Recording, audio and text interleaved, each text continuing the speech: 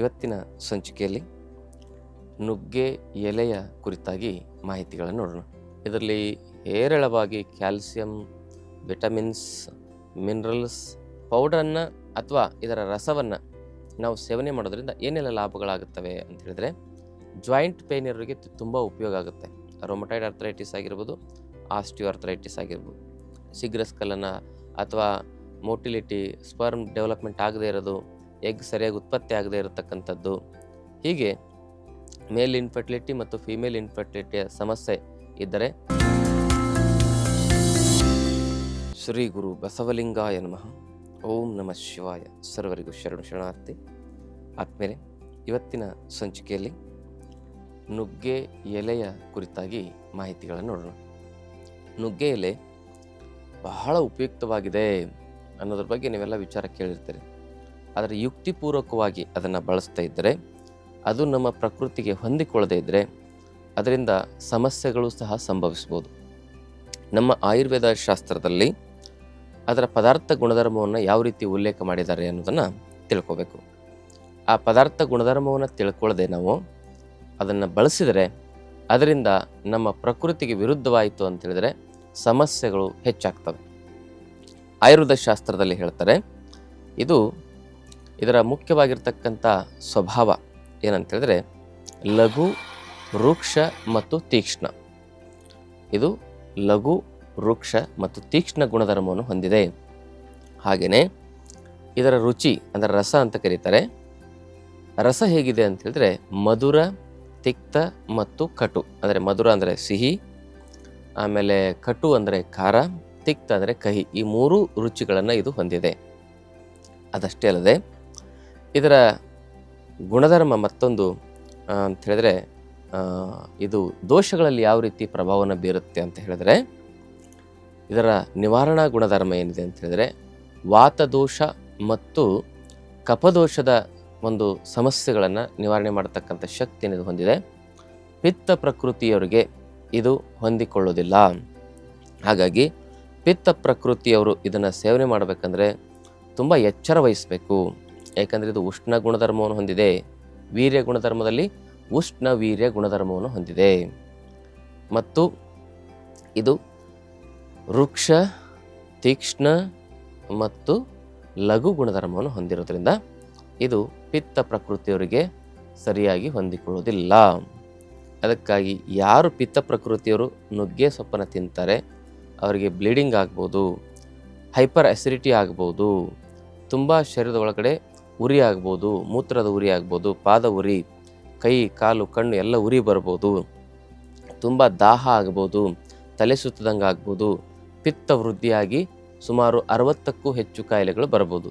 ಅದಕ್ಕೆ ಪಿತ್ತ ಪ್ರಕೃತಿ ಇರೋರು ಇದನ್ನು ಹೇಗೆ ಸೇವನೆ ಮಾಡಬೇಕಂದ್ರೆ ಪಲ್ಯ ಮತ್ತು ಸಾಂಬಾರು ರೂಪದಲ್ಲಿ ಅಲ್ಪ ಪ್ರಮಾಣದಲ್ಲಿ ಇದನ್ನು ಸೇವನೆ ಮಾಡಬೇಕು. ಇದರ ರಸವನ್ನು ಕುಡಿಯೋದಾಗಲಿ ಅಥವಾ ಇದರ ಪೌಡ್ರನ್ನು ಔಷಧಿ ರೂಪದಲ್ಲಿ ಸೇವನೆ ಮಾಡೋದಾಗಲಿ ಅಂಥದನ್ನು ಪಿತ್ತ ಪ್ರಕೃತಿ ಇರೋರು ಮಾಡಬಾರ್ದು. ಹಾಗಿದ್ರೆ ವಾತ ಮತ್ತು ಕಫ ಪ್ರಕೃತಿ ಇರೋರಿಗೆ ಇದು ಸಂಜೀವಿನಿ ಆಹಾರ ಅಂತ ನಾನು ಹೇಳಿದೆ. ಯಾವ್ಯಾವ ಸಮಸ್ಯೆಗಳಲ್ಲಿ ಇದನ್ನು ಬಳಸ್ಬೋದು, ಇದರ ಪೋಷಕ ಸತ್ವಗಳು ಏನು ಅನ್ನೋದನ್ನು ತಿಳ್ಕೊಳ್ಳೋಣ. ಮುಖ್ಯವಾಗಿ ಇದರಲ್ಲಿ ಹೇರಳವಾಗಿ ಕ್ಯಾಲ್ಸಿಯಂ, ವಿಟಮಿನ್ಸ್, ಮಿನರಲ್ಸ್, ಆಮೇಲೆ ಮಿನರಲ್ಸ್ಗಳಲ್ಲಿ ಕ್ಯಾಲ್ಸಿಯಂ ಬರ್ತದೆ, ವಿಟಮಿನ್ಸ್ಗಳು, ಮಿನರಲ್ಸ್ಗಳು ಮತ್ತು ಫೈಬರ್ನ ಅಂಶ ಇದರಲ್ಲಿ ಅದ್ಭುತವಾಗಿ ಸಿಗ್ತವೆ. ಪ್ರಮುಖವಾಗಿರೋದನ್ನು ಹೇಳ್ತಾರೆ, ಇದರಲ್ಲಿ ಅದ್ಭುತವಾದ ಪ್ರೋಟೀನು, ಜಿಂಕು ಮತ್ತು ಪ್ರೋಬಯೋಟಿಕ್ಕು, ಅದಷ್ಟೇ ಅಲ್ಲದೆ ಐರನ್ನು, ಮ್ಯಾಗ್ನೀಷಿಯಮ್ಮು, ಪೊಟ್ಯಾಷಿಯಮ್ಮು, ಅದರ ಜೊತೆಗೆ ಆ್ಯಂಟಿ ಆಕ್ಸಿಡೆಂಟು, ಆಮೇಲೆ ಆ್ಯಂಟಿ ಇನ್ಫ್ಲಮೇಟ್ರಿ, ಆ್ಯಂಟಿ ಬ್ಯಾಕ್ಟೀರಿಯಲ್ ಅಂಶಗಳನ್ನು ಕೂಡ ಇದು ಹೊಂದಿದೆ ಅಂಥೇಳಿ ಸಂಶೋಧನೆಗಳ ಮೂಲಕ ದೃಢಪಡಿಸಲಾಗಿದೆ.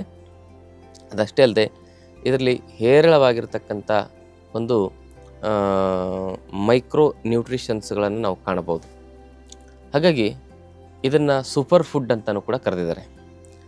ಈ ಒಂದು ಪದಾರ್ಥವನ್ನು ನಾವು ಪಲ್ಯ ರೂಪದಲ್ಲಿ, ಸಾಂಬಾರು ರೂಪದಲ್ಲಿ ಬಳಸ್ಬೋದು, ಅಥವಾ ಇದರ ಸ್ವರಸವನ್ನಾದರೆ 2ರಿಂದ 3 ಚಮಚ, ಅಂದರೆ ಸೊಪ್ಪನ್ನು ಜಜ್ಜಿ ರಸ ತೆಗೆದಿರ್ತಕ್ಕಂಥದ್ದು 2ರಿಂದ 3 ಚಮಚ ಸೇವನೆ ಮಾಡ್ಬೋದು.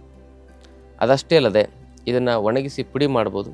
ಆ ಪುಡಿಯನ್ನು 1ರಿಂದ 3 ಗ್ರಾಮ್ನಷ್ಟು ಬೆಳಗ್ಗೆ ಖಾಲಿ ಹೊಟ್ಟೆಯಲ್ಲಿ ಸೇವನೆ ಮಾಡ್ಬೋದು. ಹೀಗೆ ಪೌಡರನ್ನು ಅಥವಾ ಇದರ ರಸವನ್ನು ನಾವು ಸೇವನೆ ಮಾಡೋದ್ರಿಂದ ಏನೆಲ್ಲ ಲಾಭಗಳಾಗುತ್ತವೆ ಅಂತ ಹೇಳಿದರೆ, ಜಾಯಿಂಟ್ ಪೇನ್ ಇರೋರಿಗೆ ತುಂಬ ಉಪಯೋಗ ಆಗುತ್ತೆ.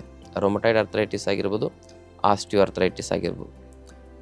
ಅದರ ಒಂದು ಸೊಪ್ಪಿನ ಸ್ವರಸ ಸಿಕ್ಕರೆ, ಆ ಒಂದು ಹಸಿ ಸೊಪ್ಪು ಸಿಕ್ಕರೆ ರಸವನ್ನು ಸೇವನೆ ಮಾಡಿದರೆ ಒಳ್ಳೆಯದು.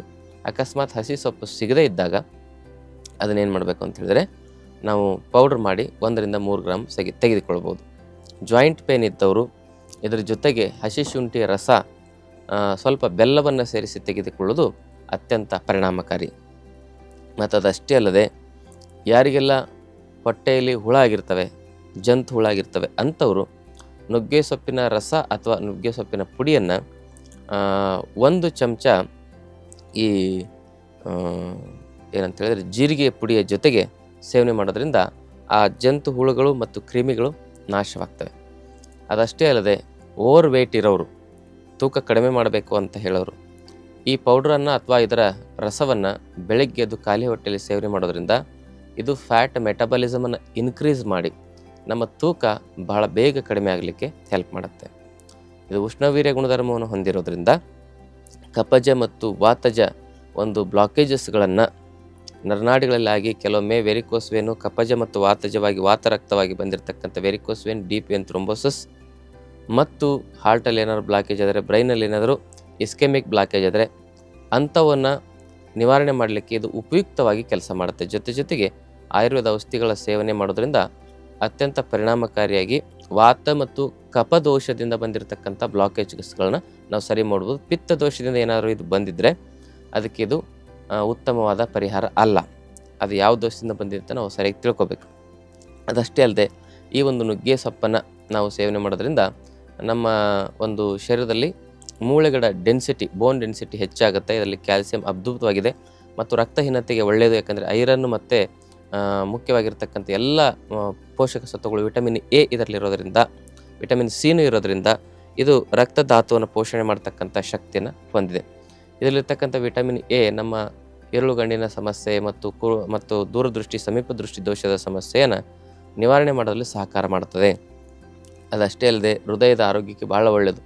ಹೃದಯದ ಮಸಲ್ಸ್ಗಳು ಕಾಂಟ್ರಾಕ್ಟ್ ಮತ್ತು ರಿಲ್ಯಾಕ್ಸ್ ಆಗಲಿಕ್ಕೆ ಇದರಲ್ಲಿರ್ತಕ್ಕಂಥ ಆ ಒಂದು ಮಿನರಲ್ಸ್ಗಳು ಮತ್ತು ಪ್ರೋಟೀನ್ ಅಂಶ ನಮ್ಮ ಹೃದಯದ ಕಾರ್ಯ ದಕ್ಷತೆಯನ್ನು ಹೆಚ್ಚಿಸುತ್ತೆ.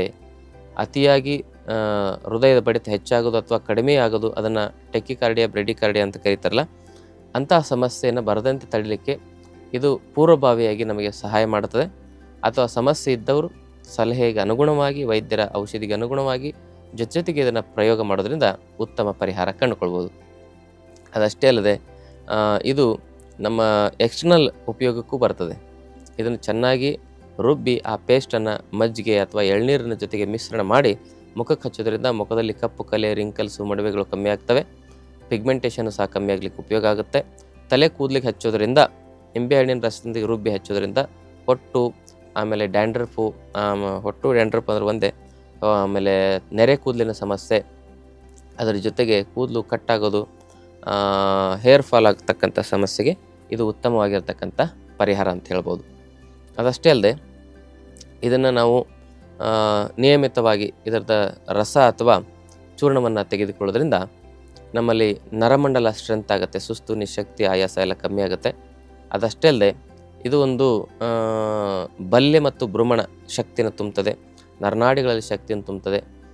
ಸತಿಪತಿಯರ ಒಂದು ವೈವಾಹಿಕ ಕೌಟುಂಬಿಕ ಜೀವನದ ಸಮಸ್ಯೆಗಳನ್ನು ನಿವಾರಣೆ ಮಾಡಲಿಕ್ಕೆ, ಶೀಘ್ರಸ್ಖಲನ ಅಥವಾ ಮೋಟಿಲಿಟಿ, ಸ್ಪರ್ಮ್ ಡೆವಲಪ್ಮೆಂಟ್ ಆಗದೇ ಇರೋದು, ಎಗ್ ಸರಿಯಾಗಿ ಉತ್ಪತ್ತಿ ಆಗದೇ ಇರತಕ್ಕಂಥದ್ದು, ಹೀಗೆ ಮೇಲ್ ಇನ್ಫರ್ಟಿಲಿಟಿ ಮತ್ತು ಫೀಮೇಲ್ ಇನ್ಫರ್ಟಿಲಿಟಿಯ ಸಮಸ್ಯೆ ಇದ್ದರೆ ಇದನ್ನು ನಿಯಮಿತವಾಗಿ ಸೇವನೆ ಮಾಡೋದ್ರಿಂದ ಅದರಲ್ಲೂ ಕೂಡ ಇದು ಉತ್ತಮವಾದ ಪರಿಹಾರವನ್ನು ನೀಡುತ್ತದೆ. ಹಾಗೆಯೇ ಇದರ ಸೇವನೆಯಿಂದಾಗಿ ನಮ್ಮ ಈ ಒಂದು ವಾತ ಮತ್ತು ಕಫದ ಸಮಸ್ಯೆಯಿಂದ ಬಂದಿರತಕ್ಕಂಥ ಚರ್ಮದ ಕಾಯಿಲೆಗಳನ್ನು ಸರಿಪಡಿಸ್ಬೋದು. ಪಿತ್ತ ವಿಕಾರದಿಂದ ಬಂದಿರತಕ್ಕಂಥ ಚರ್ಮದ ಕಾಯಿಲೆಗಳಲ್ಲಿ ಇದು ಉಪಯೋಗ ಆಗೋದಿಲ್ಲ. ಹಾಗೆ ಇದು ಲಿವರಿನ ಡಿಟಾಕ್ಸ್ ಮಾಡಲಿಕ್ಕೆ, ಕಿಡ್ನಿಯನ್ನು ಸ್ವಚ್ಛ ಮಾಡಲಿಕ್ಕೆ ಉತ್ತಮವಾದ ಶಕ್ತಿಯಾಗಿದೆ. ಏಕೆಂದರೆ ಕಫ ಮತ್ತು ವಾತ ವಿಕಾರದಿಂದ ಕಿಡ್ನಿ ಮತ್ತು ಲಿವರ್ನಲ್ಲಿ ಏನಾಗಿರ್ತದೆ, ಗಂಟೆಗಳಾಗಿರ್ತವೆ, ಅಲ್ಲಿ ಬ್ಲಾಕೇಜಸ್ಗಳಾಗಿರ್ತವೆ, ಅಂಥವನ್ನು ಕರಗಿಸಲಿಕ್ಕೆ ಇದು ಉಪಯುಕ್ತವಾಗಿರ್ತಕ್ಕಂಥ ಪರಿಹಾರ ಅಂತ ಹೇಳ್ಬೋದು. ಶ್ವಾಸಕೋಶದ ಶಕ್ತಿಯನ್ನು ಇದು ವೃದ್ಧಿಸುತ್ತೆ. ಶ್ವಾಸಕೋಶದ ಶಕ್ತಿಯಲ್ಲಿ ಮುಖ್ಯವಾಗಿ ಈ ಅಸ್ತಮಾ, ದಮ ಇಂಥ ಸಮಸ್ಯೆ ಇರೋರು ಮತ್ತು ಈ ಶ್ವಾಸಕೋಶದಲ್ಲಿ ತುಂಬ ವೀಕ್ನೆಸ್ ಆಗಿ ತುಂಬ ಶಾರ್ಟ್ ಬ್ರೆತ್ ಆಗ್ತಾ ಇರತಕ್ಕಂಥದ್ದು. ಅಂದರೆ ನಮ್ಮ ಕಫ ವಿಕಾರದಿಂದ ಇಂಥ ಸಮಸ್ಯೆ ಬರ್ತಾ ಇರ್ತವೆ. ಕಫ ಮತ್ತು ವಾತ ವಿಕಾರಗಳ ದಿವ್ಯ ಔಷಧಿ ಇದಾಗಿರೋದ್ರಿಂದ ಇದರ ಪುಡಿ ಅಥವಾ ರಸವನ್ನು ಜೇನಿನೊಂದಿಗೆ ಸೇವನೆ ಮಾಡೋದ್ರಿಂದ ಶ್ವಾಸಕೋಶಕ್ಕೆ ಸಂಬಂಧಪಟ್ಟಿರ್ತಕ್ಕಂಥ ಸಮಸ್ಯೆಗಳು ನಿವಾರಣೆ ಆಗ್ತವೆ. ಒಂದು ಅರ್ಧ ಚಮಚದಿಂದ 1 ಚಮಚ ಪುಡಿ ತೊಗೋಬೋದು, ಅದರಲ್ಲಿ 1 ಚಮಚ ಜೇನು ಬೆರೆಸ್ಬೋದು. 2 ರಿಂದ 4 ಚಮಚ ರಸವನ್ನು 1 ಚಮಚ ಜೇನಿನೊಂದಿಗೆ ಆದರೂ ಸೇವನೆ ಮಾಡ್ಬೋದು. ಶ್ವಾಸಕೋಶದ ಸಮಸ್ಯೆಗಳಿಗೆ ಈ ಥರ ಸೇವನೆ ಮಾಡೋದು ಬೆಳಿಗ್ಗೆ ಖಾಲಿ ಹೊಟ್ಟೆಯಲ್ಲಿ ಉತ್ತಮವಾದ ಪರಿಹಾರವಾಗಿ ಕೆಲಸ ಮಾಡ್ತದೆ. ಅದಷ್ಟೇ ಅಲ್ಲದೆ ಇದು ಮಂಡಿಯಲ್ಲಿ, ಸೊಂಟದಲ್ಲಿ ಮತ್ತು ಕುತ್ತಿಗೆಯಲ್ಲಿ ಡಿಸ್ಕ್ಗಳ ಸಮಸ್ಯೆ, ಮಂಡಿಯ ಒಂದು ಕಾರ್ಟಿಲೇಜ್ ಸವೆತ, ಲಂಬರ್ ಸ್ಪಾಂಡ್ಲೈಟಿಸ್ ಮತ್ತು ಸರ್ವೈಕಲ್ ಸ್ಪಾಂಡ್ಲೈಟಿಸ್ ಅಂತ ಸಮಸ್ಯೆಗಳು ಬರ್ತಾವಲ್ಲ, ಇಂತಹ ಸಮಸ್ಯೆಗಳಲ್ಲಿ ಕಾರ್ಟಿಲೇಜನ್ನು ರೀಗ್ರೋತ್ ಮಾಡಿ ಅಲ್ಲಿ ಸಿನೋವಿಯಲ್ ಫ್ಲೂಯಿಡನ್ನು ರೀಸಕ್ರೇಷನ್ ಮಾಡಿ ಅಲ್ಲಾಗಿರ್ತಕ್ಕಂಥ ಇನ್ಫ್ಲಮೇಷನ್ ಕಡಿಮೆ ಮಾಡಲಿಕ್ಕೆ ಉತ್ತಮ ಪರಿಹಾರ. ಇದರ ರಸವನ್ನಾಗಲಿ ಅಥವಾ ಇದರ ಪುಡಿಯನ್ನಾಗಲಿ ನಾವು ಶುಂಠಿಯ ರಸ, ಹಸಿ ಶುಂಠಿಯ ರಸದೊಂದಿಗೆ ಸ್ವಲ್ಪ 1 ಚಮಚ ಹಸಿ ಶುಂಠಿಯ ರಸ ಅಥವಾ ಅದರಲ್ಲಿ 1 ಅರ್ಧ ಚಮಚ ಬೆಲ್ಲವನ್ನು ಸೇರಿಸಿ ಇದನ್ನು ಬೆಳಗ್ಗೆ ಖಾಲಿ ಹೊಟ್ಟೆಯಲ್ಲಿ ಸೇವನೆ ಮಾಡೋದ್ರಿಂದ ನಮ್ಮ ಈ ಜಾಯಿಂಟ್ ಪೇನಲ್ಲಿ ಆಮವಾತ ಏನಾರಿದ್ರೆ ಅದು ಬೇಗ ಜೀರ್ಣ ಆಗಲಿಕ್ಕೆ ಇದು ಕೆಲಸ ಮಾಡುತ್ತೆ. ಯಾಕೆಂದರೆ ಇದು ದೀಪನ ಪಾಚನ ಶಕ್ತಿಯನ್ನು ಹೊಂದಿದೆ. ಅಂದರೆ ಅಗ್ನಿದೀಪನ ಮಾಡಿ ಆ ಒಂದು ಶರೀರದ ಮೆಟಬಲಿಸಮನ್ನು ಕ್ರಿಯಾಶೀಲಗೊಳಿಸಿ ಪಚನ ಶಕ್ತಿಯನ್ನು ವೃದ್ಧಿ ಮಾಡತಕ್ಕಂಥ ಅಂಶವನ್ನು ಇದು ಹೊಂದಿದೆ. ರೋಚನ ಅಂತ ಹೇಳ್ತಾರೆ. ಅಂದರೆ ಯಾರಿಗೆ ಆಹಾರ ರುಚಿ ಬರೋದಿಲ್ಲ ಅಂಥವರು ಸಹ ಈ ಒಂದು ನುಗ್ಗೆ ಸೊಪ್ಪಿನ ಪಲ್ಯ ಅಥವಾ ಇದರ ಪುಡಿ ಅಥವಾ ರಸವನ್ನು ಸೇವನೆ ಮಾಡೋದ್ರಿಂದ ಅವರಿಗೆ ಟೇಸ್ಟ್ ಬರ್ಡ್ಸ್ಗಳು ಆ್ಯಕ್ಟಿವೇಟ್ ಆಗಿ ಆಹಾರ ರುಚಿಸಲಿಕ್ಕೆ ಇದು ಉಪಯುಕ್ತವಾಗಿದೆ. ಒಟ್ಟಿನಲ್ಲಿ ಇದು ಕ್ಯಾನ್ಸರ್ ಕಾರಕ ಜೀವಕೋಶಗಳನ್ನು ಸಹ ತಡೆಗಟ್ಟುವ ಶಕ್ತಿಯನ್ನು ಹೊಂದಿದೆ. ಯಾಕೆಂದರೆ ಫ್ರೀ ರೆಡಿಕಲ್ಸ್ಗಳನ್ನು ನಾಶ ಮಾಡತಕ್ಕಂಥ ಆ್ಯಂಟಿ ಆಕ್ಸಿಡೆಂಟ್ ನೈಟ್ರಿಕ್ ಆಕ್ಸೈಡ್ ಇದರಲ್ಲಿ ಅತಿ ಹೆಚ್ಚಾಗಿ ನಾವು ಕಾಣಬಹುದು. ಅದಕ್ಕಾಗಿ ಕ್ಯಾನ್ಸರ್ ರೋಗಿಗಳಿಗೂ ಸಹ ಕ್ಯಾನ್ಸರ್ ಬರದಂತೆ ತಡಿಲಿಕ್ಕೆ ಇದು ಉಪಯೋಗ ಆಗುತ್ತೆ. ಕ್ಯಾನ್ಸರ್ ರೋಗಿಗಳು ಸಹ ನಿಯಮಿತವಾಗಿ ಸೇವನೆ ಮಾಡೋದ್ರಿಂದ ಆ ಒಂದು ಕಾಯಿಲೆಯಲ್ಲಿ ಕೂಡ ಇದು ಒಂದು ಒಳ್ಳೆಯ ಒಂದು ಉಪಯುಕ್ತವಾದ ಶಕ್ತಿಯನ್ನು ಶರೀರಕ್ಕೆ ಇದು ನೀಡುತ್ತದೆ ಅಂತಕ್ಕಂಥ ಮಾತನ್ನು ಹೇಳ್ತಾ, ಆದಮೇಲೆ ಈ ಮಾಹಿತಿಯನ್ನು ಎಲ್ಲರಿಗೂ ಶೇರ್ ಮಾಡಿ. ಏನಾದರೂ ಸಂಶಯಗಳಿದ್ದರೆ, ಡೌಟ್ಸ್ಗಳಿದ್ದರೆ ಕಮೆಂಟ್ ಮೂಲಕ ತಮ್ಮ ಪ್ರಶ್ನೆಯನ್ನು ಕೇಳ್ಬೋದು. ನಮ್ಮ ಆಶ್ರಮದಲ್ಲಿ ಆಯುರ್ವೇದ ಪಂಚಕರ್ಮ ಚಿಕಿತ್ಸೆ, ನಿಸರ್ಗ ಚಿಕಿತ್ಸೆ ಇವೆಲ್ಲವೂ ಅತ್ಯಂತ ಕಡಿಮೆ ವೆಚ್ಚದಲ್ಲಿ ತಮಗೆ ದೊರೀತವೆ. ತಮಗೇನಾದರೂ ಆರೋಗ್ಯದ ಸಮಸ್ಯೆಗಳಿದ್ದರೆ ತಾವು ನೇರವಾಗಿ ಆಶ್ರಮಕ್ಕೆ ಭೇಟಿ ಕೊಡ್ಬೋದು. ಜೊತೆಗೆ ನಮ್ಮಲ್ಲಿ 5 ದಿನದ ಆರೋಗ್ಯ ಶಿಬಿರವನ್ನು ನಾವು ನಡೆಸ್ತಾ ಇದ್ದೇವೆ. ಕಾಯಿಲೆ ಬಂದ ಮೇಲೆ ಒದ್ದಾಡೋದಕ್ಕಿಂತ ಕಾಯಿಲೆನೇ ಬರದ ಹಾಗೆ 100 ವರ್ಷ ಆರೋಗ್ಯವಾಗಿ ಬದುಕಬೇಕಂದ್ರೆ ನಮ್ಮ ಶರೀರದ ಬಗ್ಗೆ ತಿಳ್ಕೊಬೇಕು. ನಾವು ಎನಾಟಮಿ, ಫಿಸಿಯಾಲಜಿ, ಪ್ಯಾಥೋಫಿಸಿಯಾಲಜಿ ಮತ್ತು ಫುಡ್ ಸೈನ್ಸು ಅವೆಲ್ಲವನ್ನು ನಾವು ಆ ಶಿಬಿರದಲ್ಲಿ ನಾವೇ ನೇರವಾಗಿ ನಿಮ್ಮ ಜೊತೆಗೆ ಇರ್ತೇವೆ. ಅಲ್ಲಿ ಕಳಿಸ್ಕೊಡ್ತಕ್ಕಂಥ ಪ್ರಯತ್ನ ಮಾಡ್ತೇವೆ.